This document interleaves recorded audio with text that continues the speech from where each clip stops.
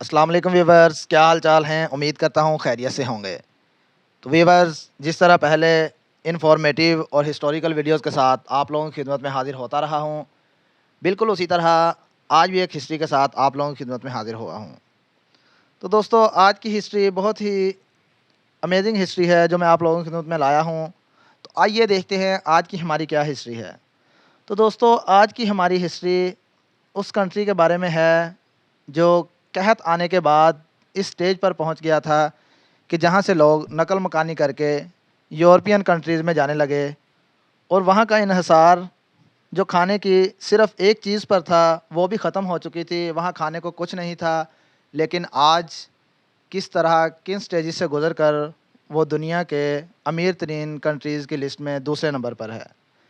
تو دوستو، آئیے آپ لوگوں کا ٹائم ضائع کیے بغیر اپنی ویڈیو کا سٹارٹ لیتا ہوں۔ اس سے پہلے آپ لوگوں سے گزارش کروں گا، اگر آپ چینل پر نئے ہیں، پہلی دفعہ ویڈیو دیکھ رہے ہیں، تو چینل کو سبسکرائب کیجئے، ویڈیو کو لائک کیجئے اور ویڈیو کو شیئر کرنا نہیں بھولیے گا۔ تو دوستو، آئیے چلتے ہیں۔ سب سے پہلے اس بات پہ تھوڑا سا تبصرہ کریں کہ وہ کون سا کنٹری ہے۔ تو دوستو، وہ کنٹری آئرلینڈ ہے۔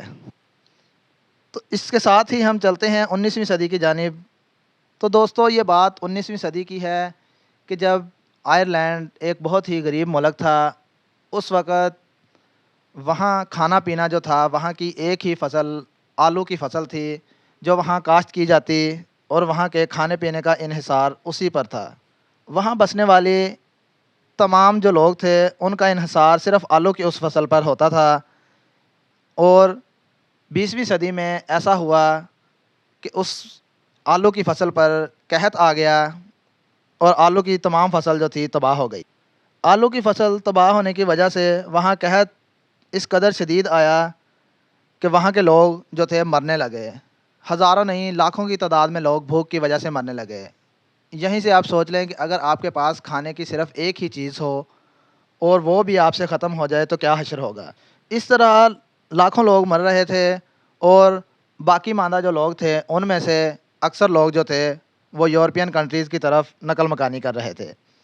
تو اسی طرح آئرلینڈ 1940 سے 1955 کے درمیان ایک قحط زدہ علاقہ مشہور ہو گیا تھا، اور اسی خوف کی وجہ سے وہاں سے لوگ لاکھوں کی تعداد میں نقل مکانی کرنے لگے، جو یورپین کنٹریز میں اس وقت ایک بہت بڑی تعداد سامنے آئی تھی۔ تو دوستو، پھر وہاں کے گورنمنٹ نے یہ فیصلہ کیا کہ کچھ ایسا کیا جائے جس سے ملک کے حالات بہتر ہوں۔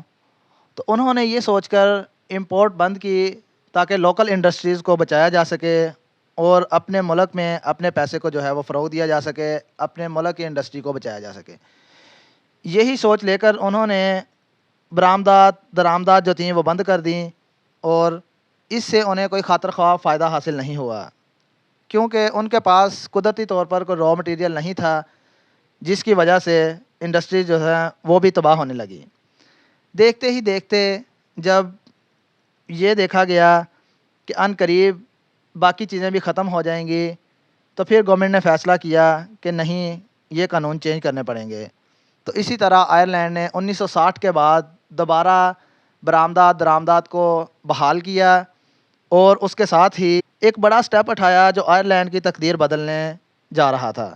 وہ سٹیپ یہ تھا کہ ایک ایسی جگہ بھی بنائی گئی آئرلینڈ میں جہاں امپورٹ ایکسپورٹ جو تھی وہ ٹیکس فری تھی، جس کی وجہ سے تمام کمپنیز نے آئرلینڈ کی طرف رخ کیا، اور وہاں ٹیکس نہ ہونے کی وجہ سے اس علاقے میں اپنی کمپنیز کو متعارف کروایا، اور وہاں جو بے روزگاری تھی وہ بھی ختم ہونے لگی، اور آہستہ آہستہ اب آئرلینڈ کے حالات جو تھے وہ بدلنے جا رہے تھے۔ اس طرح ایپل اور انٹل جیسی کمپنیز نے بھی وہاں اپنے آپ کو متعارف کروایا، اور وہاں لاکھوں ڈالرز کی انویسٹمنٹ کے ساتھ اپنی کمپنیز بنائیں، اور آئرلینڈ کے ورکرز وہاں کام کرنے لگے۔ اس طرح قحط ختم ہونے کے ساتھ ساتھ آئرلینڈ جو تھا وہ ترقی کی راہ پر گامزن ہو گیا۔ اس کے ساتھ ہی پھر آئرلینڈ گورنمنٹ نے ایک سٹڈی کا سٹیپ بھی اٹھایا، جس میں انہوں نے فری سٹڈی سٹارٹ کروائی، جس میں انٹر تک کے اسٹوڈنٹس کو فری تعلیم دی جاتی تھی، جس کی فیسز جو تھی وہ گورنمنٹ افورڈ کرتی۔ اور اس طرح یورپ آہستہ آہستہ جو تھے وہ بھی اپنی کمپنیز جو تھیں ان کو آئرلینڈ میں متعارف کروانے لگے، اور اپنے بزنس جو تھے وہ آئرلینڈ کی طرف لے جانے لگے۔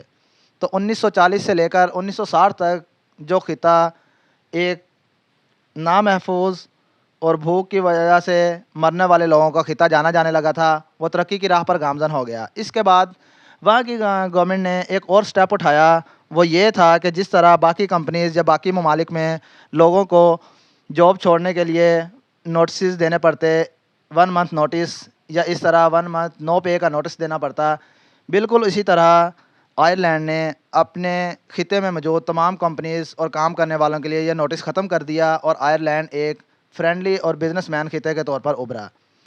اسی طرح تمام کمپنیز آئرلینڈ میں اپنے قدم جمانے لگیں، اور وہاں آ کر انہوں نے اپنے بزنس سٹارٹ کیے، جس وجہ سے آئرلینڈ کی عوام کو وہاں بہت زیادہ بزنس ملا اور کام کرنے کو ملا، جس کی وجہ سے وہاں کی بھوک ختم ہو گئی۔ تو دوستو 1940 سے لے کر 2007 تک کا یہ لمبا سفر تھا، جس میں آئرلینڈ بھوک پیاس سے مرنے والے ایک خطے سے لے کر دنیا کا دوسرا امیر ترین ملک بن گیا۔